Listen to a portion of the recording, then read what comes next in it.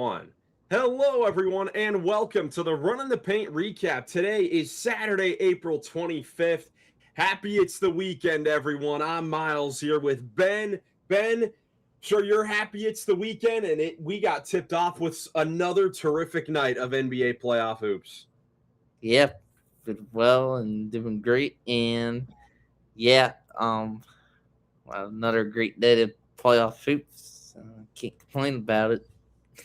Yeah, let's get right into it. We had three pivotal game threes take place last night, and all of them definitely intriguing going into it, and they definitely lived up to the hype. Let's start off with the big one, the Los Angeles Lakers and the Houston Rockets. Game three with the Lakers going in up 2-0 with, of course, no Luka, no Austin Reeves getting the job done the 2 games in LA.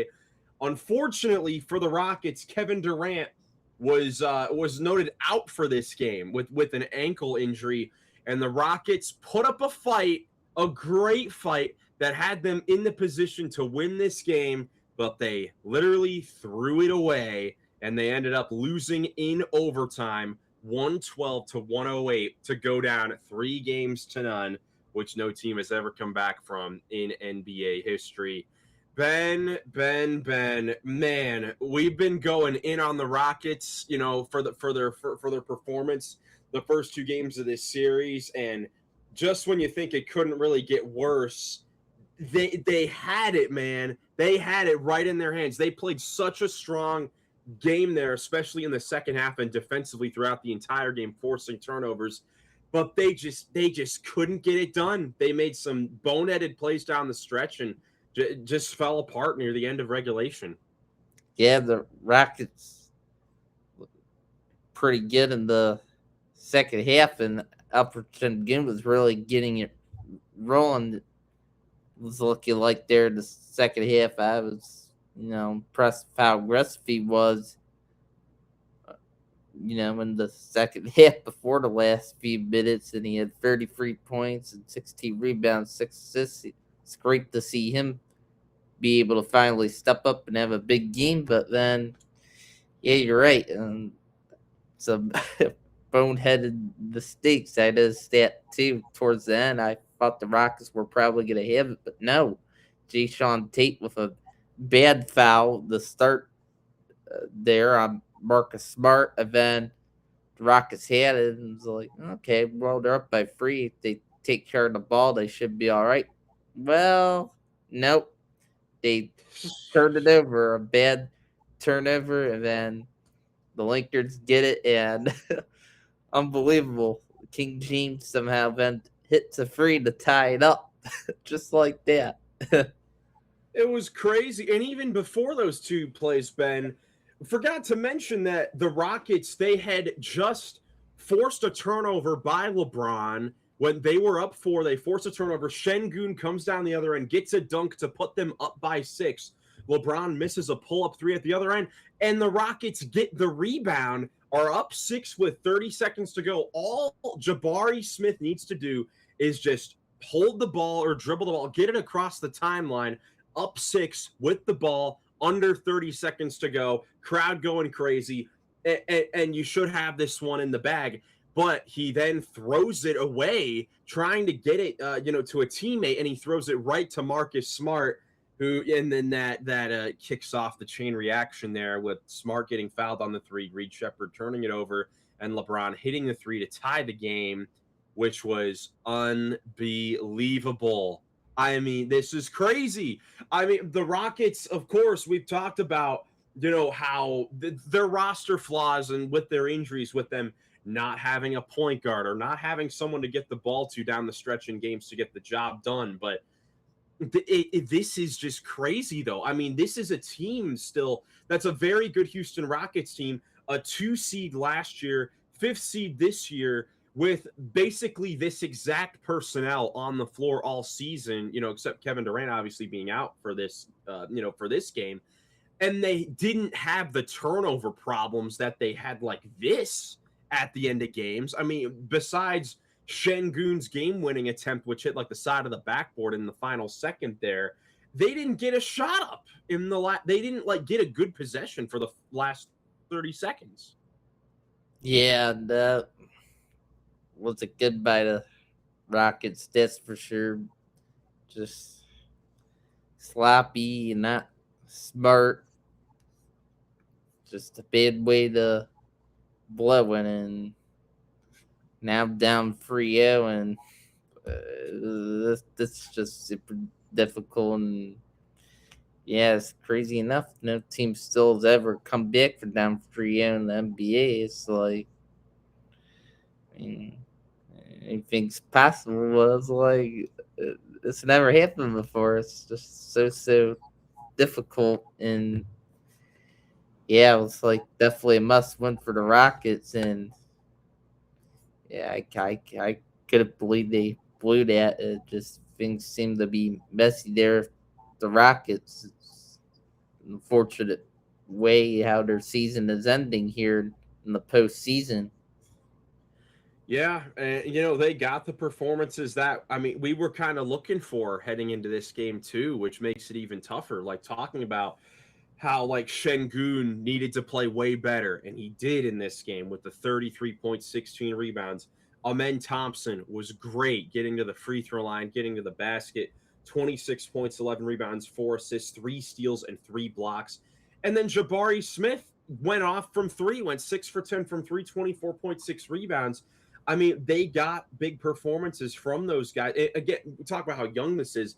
This was the second youngest playoff starting five in NBA history that the Rockets rolled out there. And not only did they start the game, Ben, because of the injuries that they had to Durant and, of course, Van Fleet and Adams from throughout the year, all 5 starters basically played like the whole game. Like all of them played at least 43 minutes. And, besides Jabari Smith, everyone else in the starting lineup played 45 minutes or more. So because the bench was just horrendous and gave them absolutely nothing, going 1 for 11 from the field, 0 for 7 from 3, with everyone playing, awful off the bench. It was so bad. They had to dust off Jeff Green.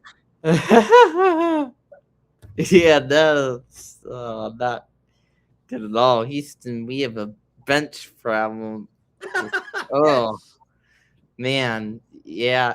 Just I saw they only had a combined 3 points from the bench, and that's not what you want at all. And yeah, it would have helped if, like, say, at least one guy was stepping up, playing well at the bench, and uh, you know, resting your starters a bit. Maybe it could have been enough to help with the win, because yeah, the starters, they seem to be getting more tired towards them, but still, that's definitely not an excuse though for losing the game still.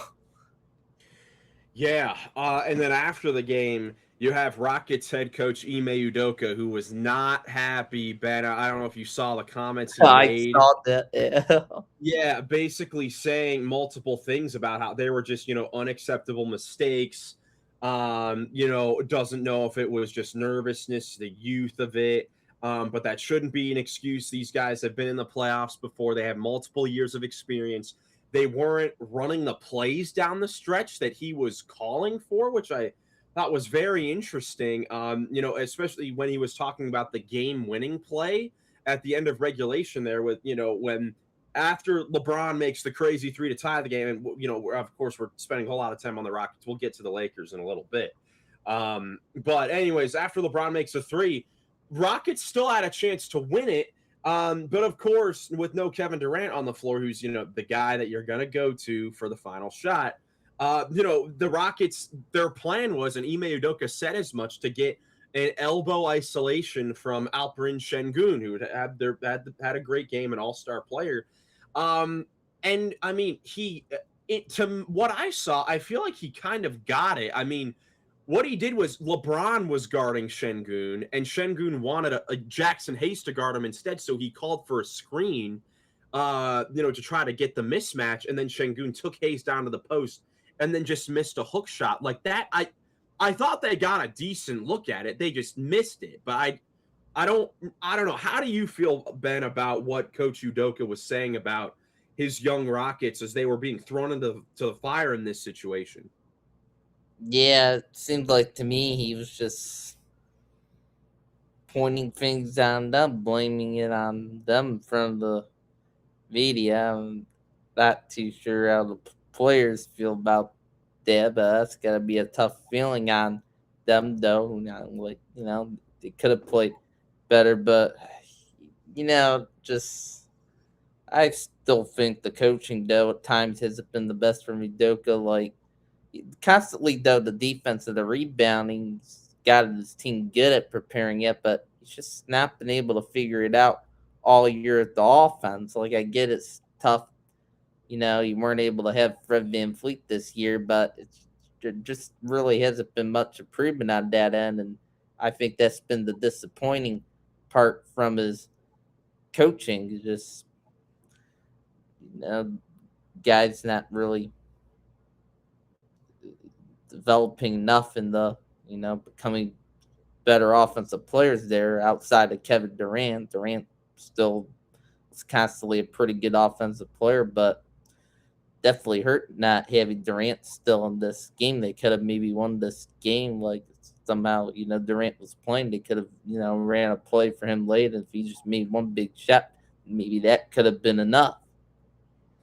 Yeah, I mean, but I agree with everything you're saying. I mean, there's a whole lot of things also throughout the regular season as well, leading up to this point, that I think Udoka could have done a better job, at least, of preparing certain players, particularly when you look at their guard play.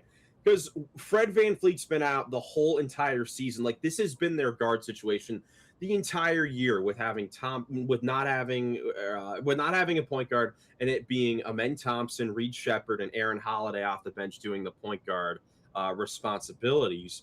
And throughout the season, Ben, you would see in the clutch that Ime Udoka would not trust a guy like Reed Shepherd in the clutch because of the lack of defense, or what have you. Just sometimes not really showing confidence in this young player, even though the Rockets, like they definitely had opportunities at the trade deadline in the middle of the season to acquire an actual point guard if they wanted to go to that route, but they opted to go with the route to develop their younger point guard guys.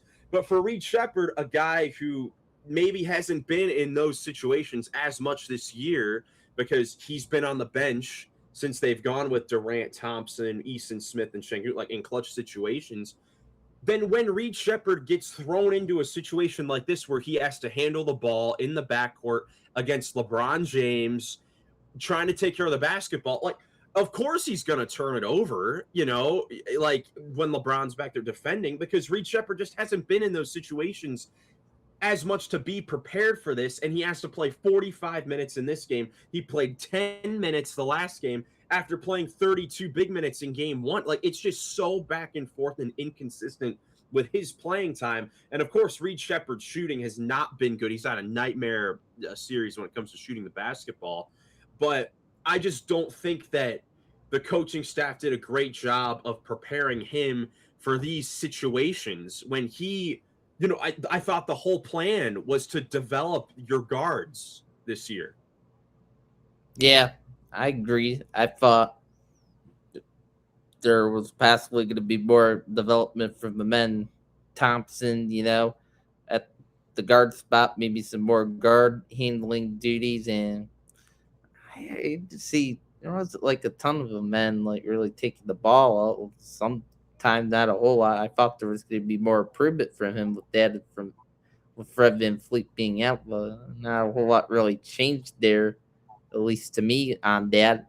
I remember talking about before the season where Vicky, oh man, Thompson, Vicky has the potential. He can, even look better. It's like a ball handler stuff here for Houston. That really hasn't really showed up, but sometimes like, but to your point, to the point where he could be an all-star, we thought. yeah, right, yeah, exactly.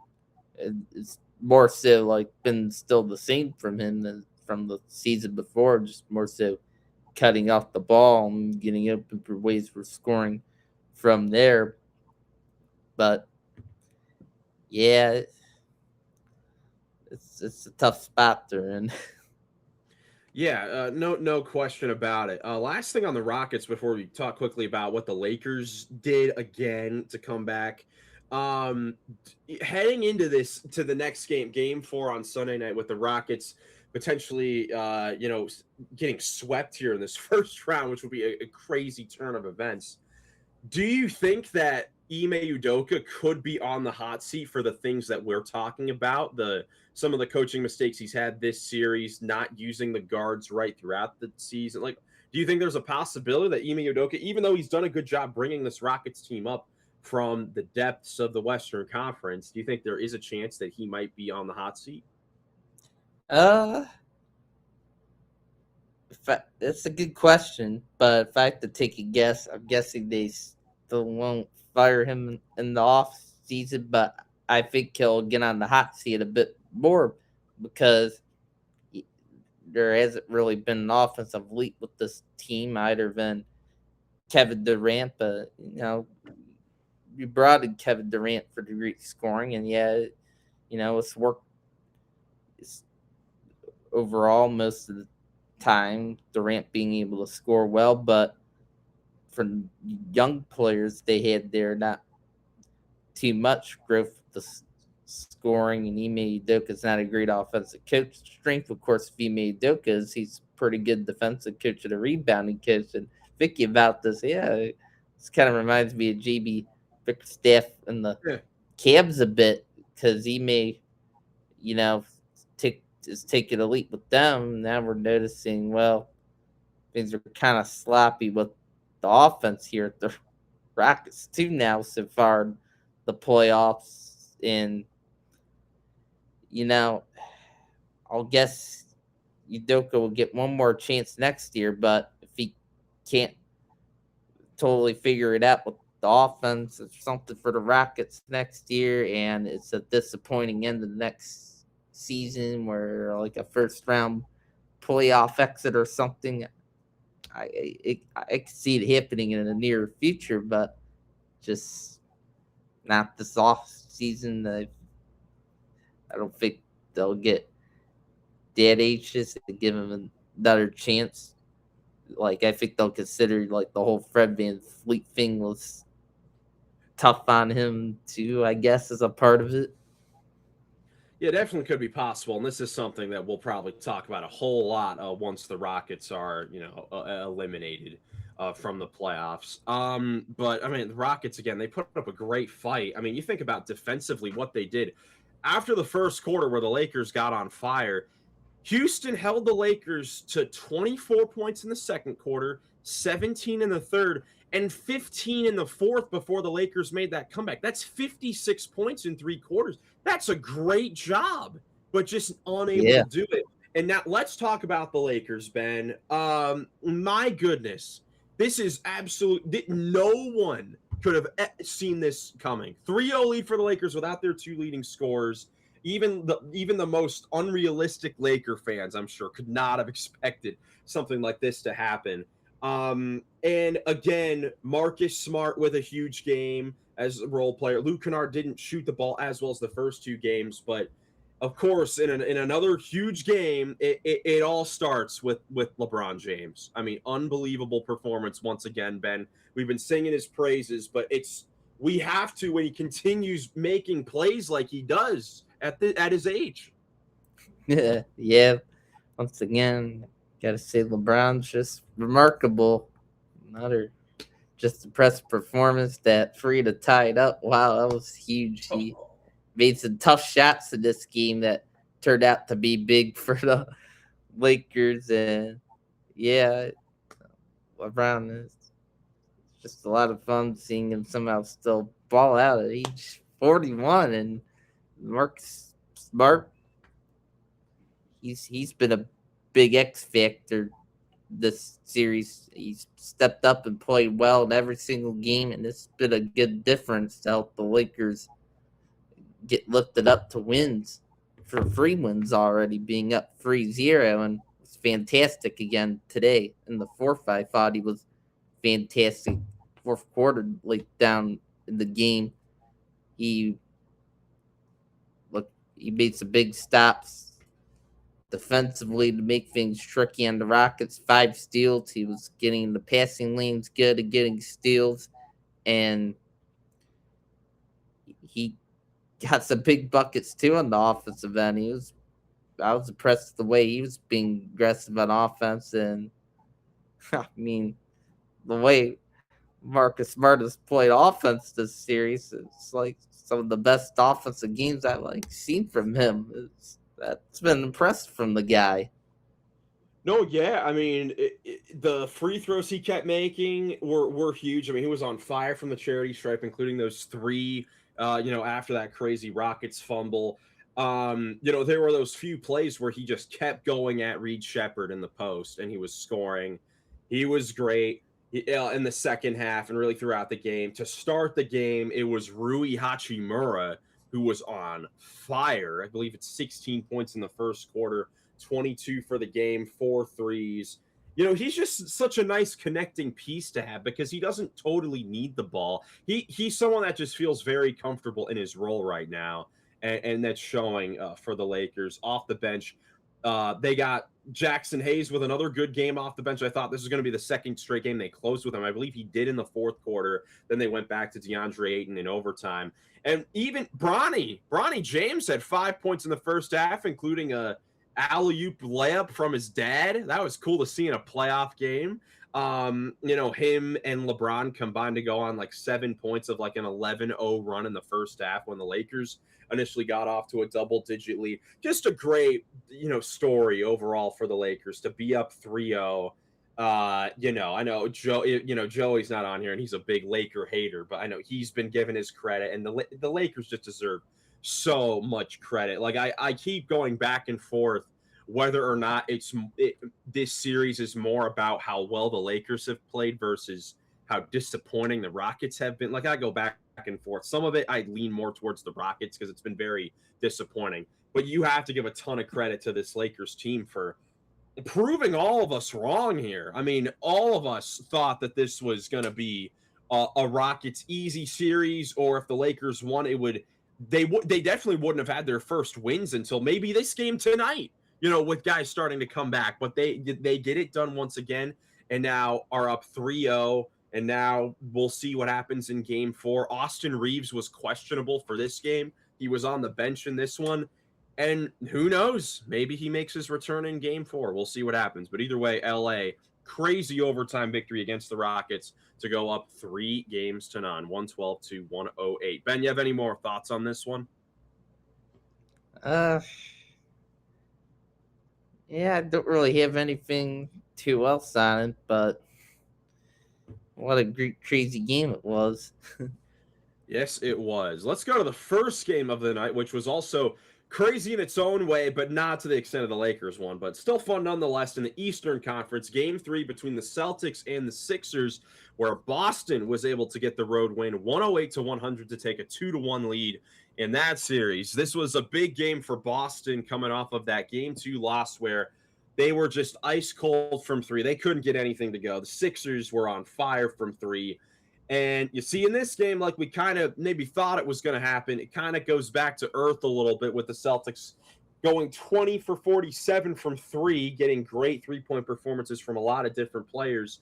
And the Sixers, besides the likes of Tyrese Maxey, Paul George, and Andre Drummond, they really couldn't get a whole lot going from 3, especially VJ Edgecombe, who had that great game in game 2. But then this game, 0 for 7 from 3, 5 for 17 from the field. He just really struggled in this one. Yeah, indeed. Just down the stretch, I was really impressed with the difficult 3-point shots Boston made, Peyton Pritchard. Wow, he made an impressive one right before the shot clock buzzer went off. Late on in the game, I was impressed with, and Tatum came up big down the stretch with some big 3-point shots. That was a big difference maker for Boston. And yeah, the 3-point shooting was better in this game for Boston, and shot it better there than Philadelphia did. And well, just like that, Boston's on top here in this game for win. But Tyrese Maxey, I do gotta give him credit. He had another great performance. He made some tough shots to help keep them in it. And Kelly Oubre was a good connecting piece in this game by playing well on both ends, good at cutting and getting open on offense and making some shots. But yeah, it still wasn't totally enough for Philadelphia, even though it's a good fight from them. Yeah, I mean, this was just a really scrappy game, like especially from a guy like Adem Bona, starting center for the Sixers. He was getting into it with a lot of different players. He got 3 big blocks. Kada on the Celtics was getting into a lot of physical scrums with a lot of different players. But no, I think the biggest difference was in this game, Tatum and Brown both had big games. Brown being, efficient, 25 points on 9 of 16 shooting, and Tatum with the 5 threes, including that dagger 3 over Bona in the final minutes there as the Sixers were trying to come back. They got, a stop there, but then they gave up that offensive rebound to Derek White, leading to another possession. And, Derek White, I got to give credit to Derek White, a guy that, this year and in this series, he's yet to shoot the ball well. He's now shooting 5 for 25 from 3 in this series, which is not good. Definitely, I'm still concerned about that for their long-term outlook in the playoffs, but still finding ways to make plays, even when his shot isn't going down. Like, I'm sure it'd be easy to get discouraged if your threes aren't going down. And this is a guy that takes a lot of them too, but finding ways to make plays, got 3 blocks of steal and had that offensive rebound leading to the Tatum 3. I mean, they ended up making the plays down the stretch, and that was the difference in this one versus a Sixers team that didn't really have any standout performances. Like Maxey had 31, but it was on 31 shots. He was inefficient. Edgecombe started to become a little hesitant. I noticed that in the second half. There were a few times where he caught the ball and then was thinking a little bit too much about whether or not he should take the shot or not. And in this series, Edgecombe and Maxey both need to have the, maybe not the performances they both had in game 2, but they need to have those, all-star caliber performances going up against Brown and Tatum. And they just didn't do that this game. And the Celtics were able to get the win because of it. Right, yeah. I have to agree there. Just Philadelphia,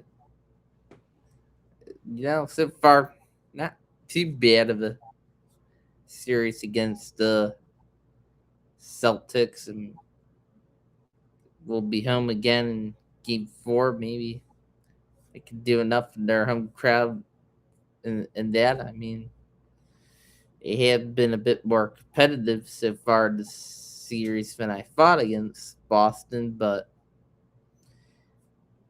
yeah, I think Boston, though, has come out hungry after that game 2 loss, and I think, know what they have to continue doing better going forward. Yep. The thing to watch going forward will be the status of Joel Embiid, for the Sixers. I think if obviously if he comes back, that makes a huge difference, and Sixers will hope to have him back for a big time game 4. Final game of the night was back in the Western Conference, game 3 of the Spurs Trailblazers series, a series that's gotten very interesting after that Wemby concussion in game 2. This was a fun game. This was a fun back and forth game for a majority of the first half.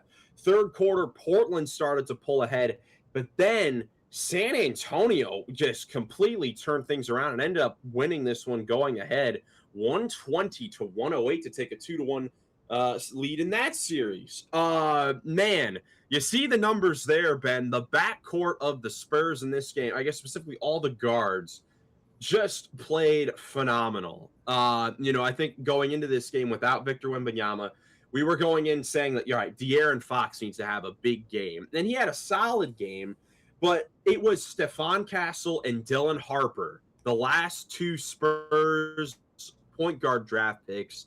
And both of those guys were absolutely fantastic here in the biggest games of their career up to this point, in the most pressure-filled situation yet. Yeah, I was definitely impressed with those guys. And Dylan Harper, he was big to begin the fourth quarter. He came out on fire to begin the fourth quarter.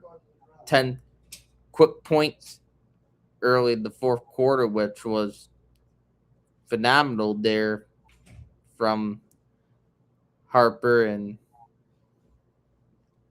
it was cool to finally just see him get a big game going here in the playoffs. And he had a good battle with Scoot Henderson. Him and Scoot were Yes, he really did. going at it, and that was a lot of fun. It was funny, and yeah, it was a good battle between the backcourts of this game. That's for sure. Like Scoot had 21, and Drew Holiday had a big offensive performance somehow with 29 points, which is nice to get out of him. But really, outside of the backcourt for Portland, there's just wasn't much scoring, from other guys. Like even Danny Avdia struggled a bit more with his scoring in this game. That didn't totally help. And also, like, I think Portland later on in the fourth quarter should have been more aggressive with going towards the rim, settled for too much 3-point shots late, which I also think helped the Spurs pull away. Since 3-point shots, they took a lot of them weren't falling in then. Yeah, I would agree. Spurs just did a great job on both ends of the floor, and it was led by those guards. The Dylan Harper performance, you're right. It was just really great to see him have that type of game on this sort of stage.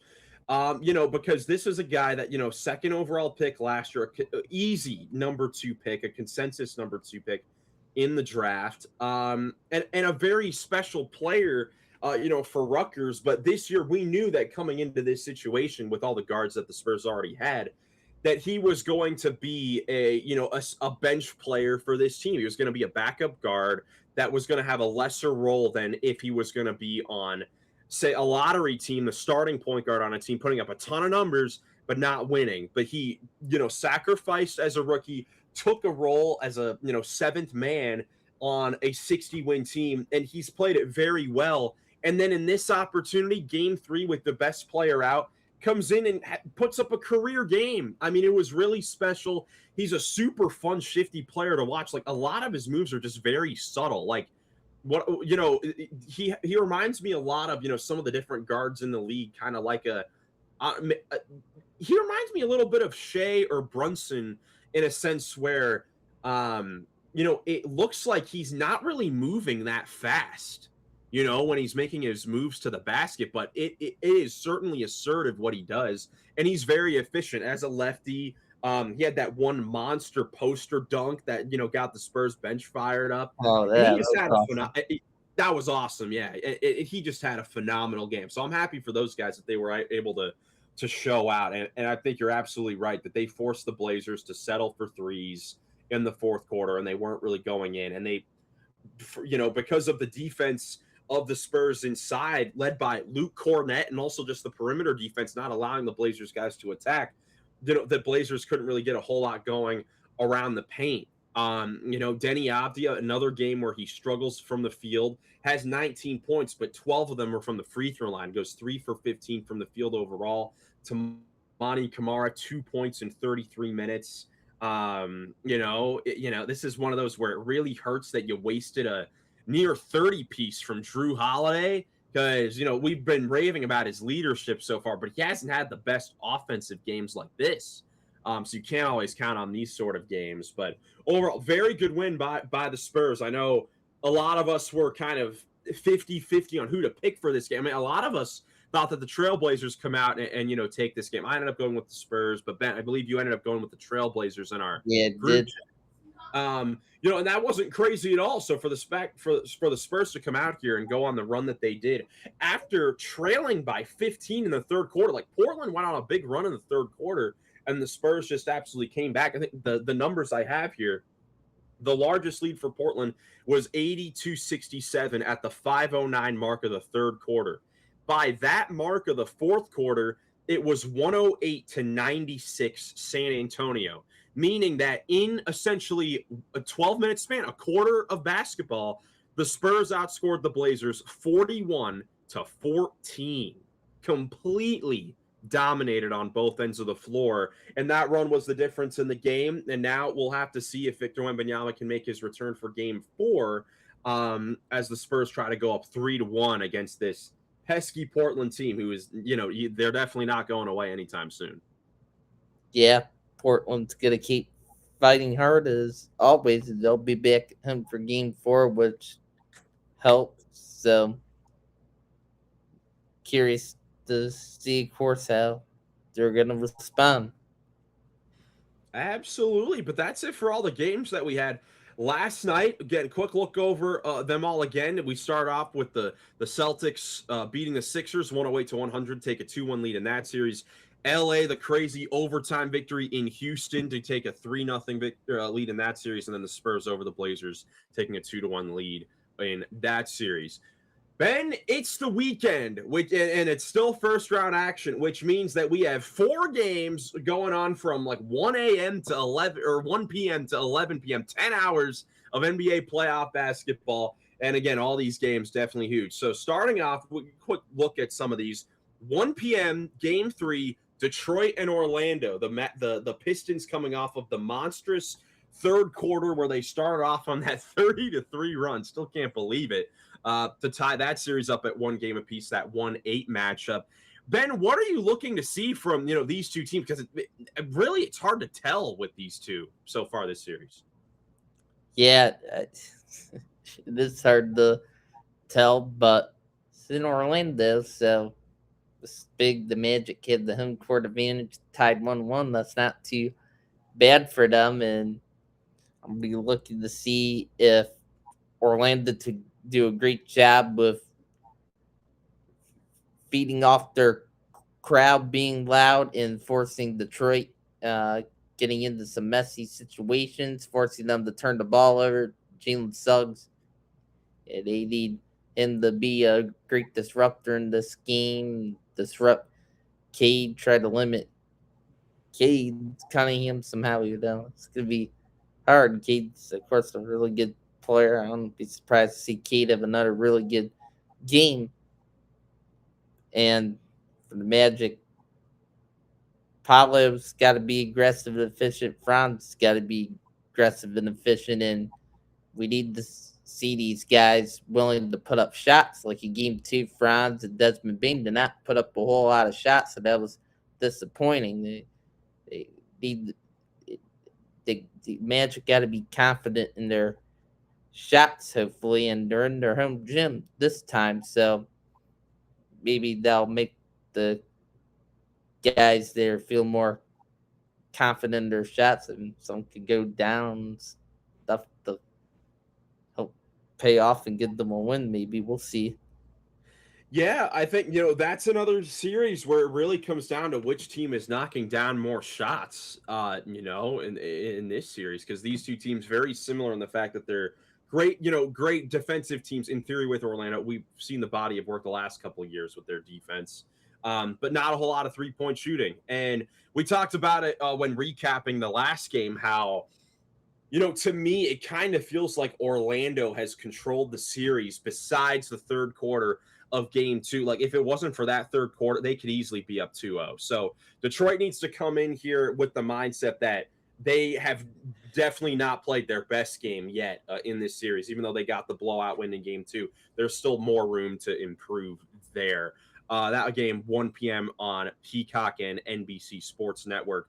3:30, Game 3 of Oklahoma City versus Phoenix as the series shifts to the Valley of the Sun, with the Thunder looking to take the 3-0 lead. That game at 3:30. Then, Ben, our first Game 4s of the playoffs, and these are two big ones, starting off at 6 p.m. with Game 4 of the Knicks and the Hawks, with Atlanta the 6th seed looking to take a 3-1 lead over the highly favored New York Knicks. Ben, this has been an unbelievable series. We've covered, a lot here on this podcast. What are you looking to see from the Knicks with, it's obviously not an elimination game, but definitely don't want to go down 3-1 going back home. So what are you looking to see from them in this game?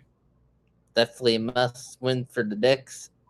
And the Knicks, they got to put up more points offensively. They got to be smoother there. The ball movement needs to be consistently good throughout the game. Things got to go smoother there for them.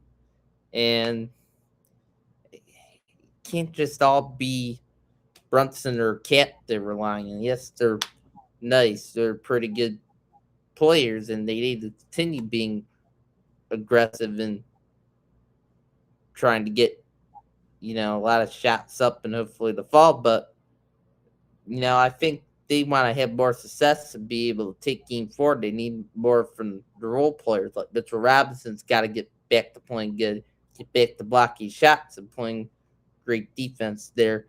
And Mikal Bridges, he's got to stop stinking it up. He's got to, he's got to lock in. He needs to just at least score some points this at game, least please. score some points. Try and get some shots up here, and Josh Hart needs hopefully, needs to get open cuts to help the ball move points and just the overall hopefully more productive minutes from the bench to hopefully keep their starters from being more tired, I guess, could help.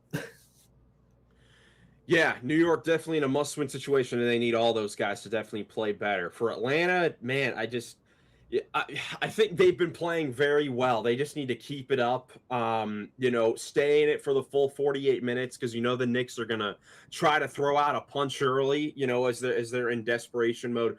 Just stay poised and try to get Jalen Johnson going. He's their all-star player, all NBA most likely player that hasn't had the best series so far. So I'd look for him to get be more aggressive in this series. Same thing with Nickeil Alexander-Walker.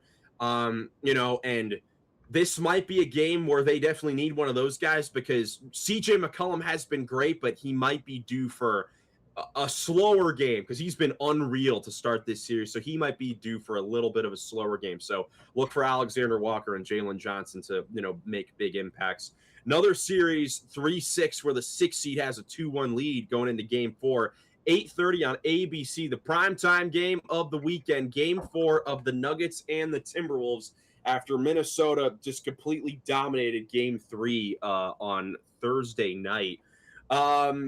Still unclear on the status of Aaron Gordon, who, of course, missed game 3. I'll go ahead and check it right now to see what his status is for game 4. But, Ben, of course, Denver needs to play a whole lot better than they did in game 3 and for the final 3 quarters of game 2 here. What do you look to see from them here in a must-win situation?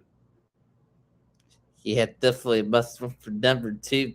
The physicality's got to be there. They got to bring it with that better. And just for Jokic to, he's got to find ways to get good shots and get in a good rhythm that get the shots to fall again. And Denver's gotta just shoot it better. They gotta hopefully get back to what's worked for them before of having high scoring games to bounce back from not very high scoring game in game 3 from them. And hopefully you have Aaron Gordon. You really need him for the defenses. You don't have it for the defense, so that could obviously get tricky. Other guys have to step up.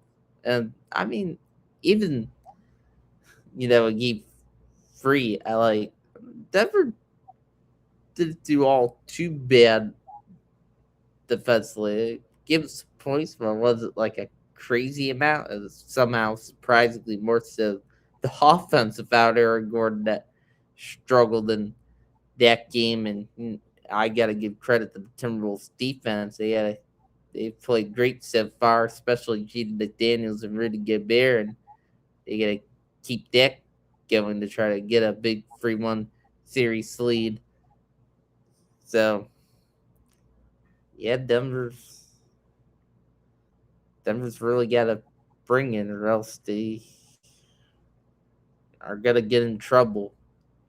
Yeah, no question about it. And it comes down to Nikola Jokic and Jamal Murray. I think they need to play like, that championship duo that we saw from them 3 years ago, a duo that is one of the best in the league that we've seen at times throughout this season, but they've struggled in the clutch for the majority of the season. So we need to see those two guys bring it when it has mattered the most. And we need to see a wild card for them. Have a decent game here, whether it is a Cam Johnson, Christian Brown, if Aaron Gordon is back, Tim Hardaway off the bench. One of those guys, Bruce Brown. They need someone to provide a boost or a spark for them. Especially in a game where I think that the Timberwolves are going to do a similar thing and jump on them early here, potentially in Game 4. Denver's going to need to try to withstand that punch from the Timberwolves. That game again. 8:30 on ABC tonight, but a terrific slate of games of playoff action. Again, always fun on the weekends when it's just playoff basketball all day long. I can't wait. Ben, how are you feeling about it? Yeah, can't wait. Can't complain about having games on all day. That just means good entertainment all day long. So let's go. That's right. Well, guys, thank you so much for watching. We'll be back once again to break down all these games with you here on the Run in the Paint recap and the podcast as well. But for now, we're going to sign off here. Thank you so much for watching. If you enjoyed, leave a like, subscribe for more NBA playoff content. Hope you have a great rest of your day, and we'll catch you in the next one. Peace.